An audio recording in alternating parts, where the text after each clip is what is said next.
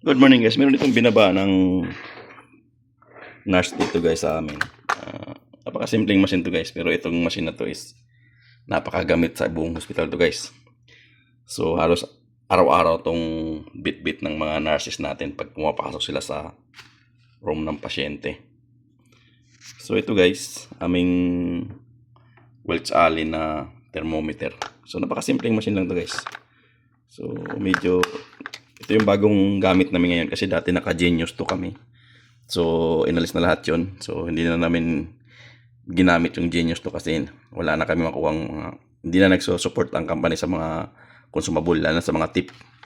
Yung sa tip ng unit na to. Unit na Genius to. Kaya nagpalit kami ng Welch Allyn lahat. Lahat guys, Welch Allyn na gamit namin lahat sa aming lahat na branches. Wala na kami ibang thermometer na ginagamit kundi Welch Allyn lang.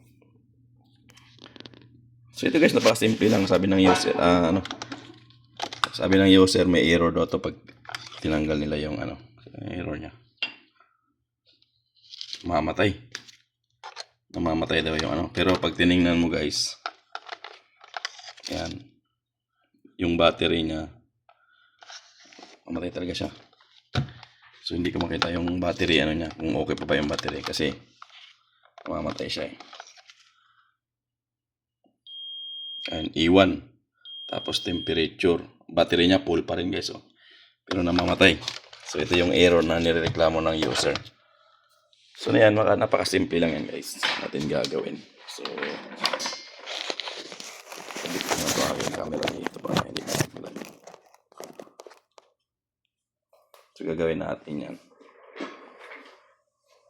So gagawin lang natin guys dito. Magpalit lang tayo ng probe. So napakasimple lang. So meron ako mga probe dito guys na Welch Allyn. So unang gawin mo pag mga ganitong error, E1, temperature.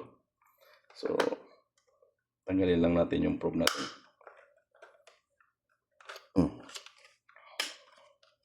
Kung ganoon pa rin, bago na yung probe, ibig sabihin may problema tayo guys sa ating unit. Sana probe lang yung problema natin. Kasi nagpalit tayo ng bago. Yan.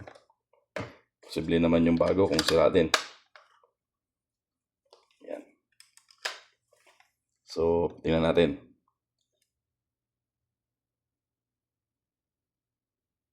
Mamatay pa rin. Bakit?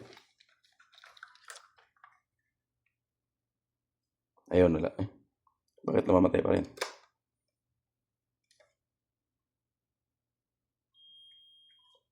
E05 naman siya. Okay lang. So, may damage din tong ating E05 naman. Ito yung pilit natin. Bakit ayaw? Hindi tayo ng ibang probe pa.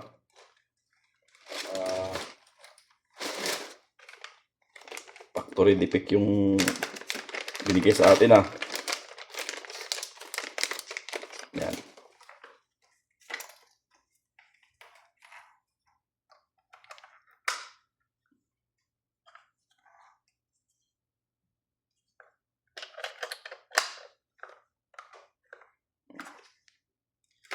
Yan. Ibang probe na to guys. Tingnan natin. Ayun So, hindi na sila mamatay. Putik na yan. Bago to pero may problema din. Factory defect. Hindi mo talaga maasa talaga yung may iwasan yung mga sa 10 piraso to guys ang ni-request ko. 10 unit. Ito defective yung isa. 10 piraso yan. Pero unang kuha ko may problema. Ito. So okay na siya sa isang probe. So pwede na siyang gamitin. So kuha tayo guys nung yung tip. So may tip dito ako sa isang unit ko. So ito guys, parehas lang naman to sila pero ito medyo bagong modelo to. Ito yung lumang modelo nila. So, kuha tayo ng ano dito para mag-test tayo. Test tayo sa ating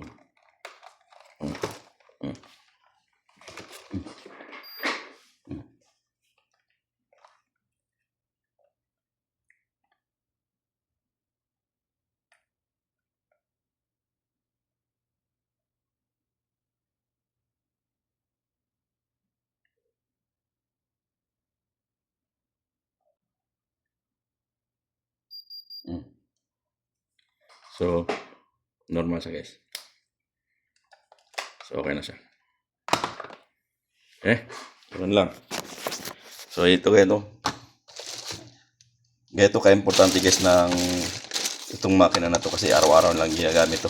Pancheck ng temperature ng pasyente. Kailangan ma-stack ka ng ating probe. Dahil yan ang usually nasisira lang lagi. Pero ito bago, sira na agad siya. Hindi siya, factory defect to guys.